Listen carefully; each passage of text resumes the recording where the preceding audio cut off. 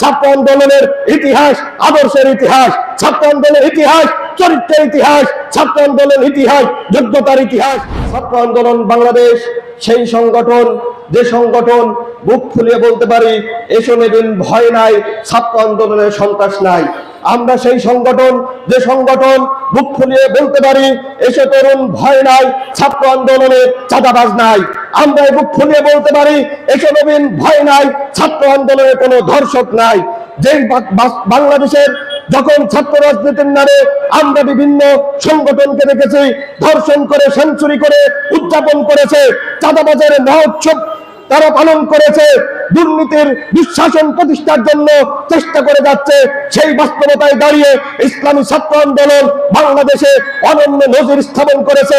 34 বছর প্রতিষ্ঠার পর থেকে আজ অবধি পর্যন্ত বাংলাদেশের কোন গ্রাম, ওয়ার্ড, মহল্লা পর্যায় পর্যন্ত ছাত্র আন্দোলনের একজন নেতাকর্মীর বিরুদ্ধে ধর্ষণের অভিযোগ নাই।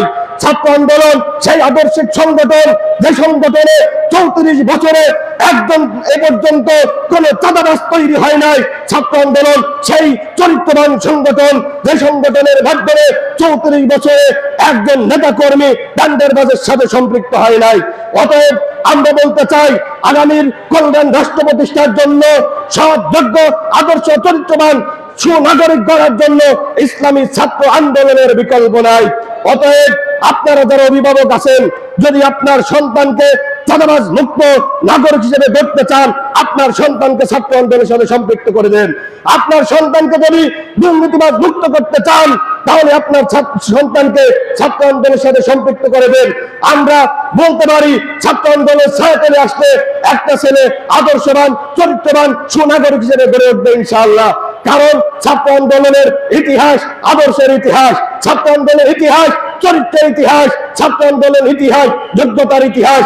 অতএব ছাত্র আন্দোলন যারা সম্পৃক্ত আছে, ছাত্র আন্দোলনের দায়িত্বশীলরা অন্য সকল ছাত্র রাজনীতির থেকে আমরা বলতে পারি যোগ্যতা, দক্ষতা, অভিজ্ঞতা সকল দিক থেকে তারা উন্নীত থাকবে।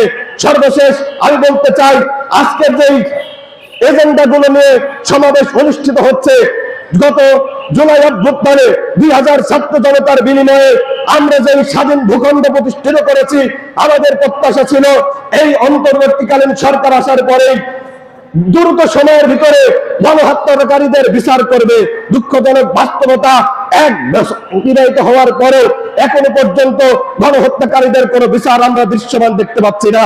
সর্বশেষ কঠিন হুঁশিয়ার দিয়ে বলতে চাই, গণহত্যাকারীদের সুনির্দিষ্ট বিচার যদি না হয়, আবারও ছাত্র জনতা রাজপথে নামতে দ্বিধা করবে না ইনশাআল্লাহ।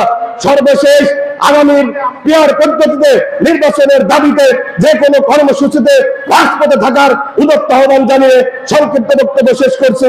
নাসরুম মিনাল্লাহি ওয়া ফাতহুন করিব ওয়া বাশশিরিল মুমিনিন। আসসালামু আলাইকুম ওয়া রাহমাতুল্লাহ।